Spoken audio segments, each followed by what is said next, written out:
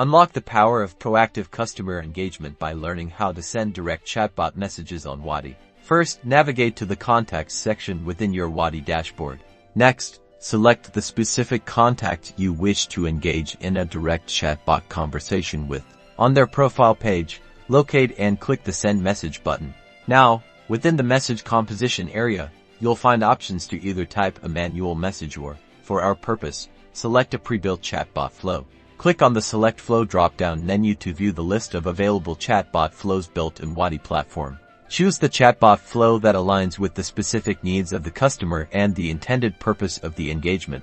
Once you've selected the flow, the initial message of the chatbot flow will populate the message box. Simply click the Send button to initiate the interaction.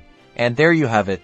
You've successfully sent a direct chatbot message on Wati, allowing you to proactively engage customers and guide them through automated conversational flows. It's all for today. See you at the next tutorial.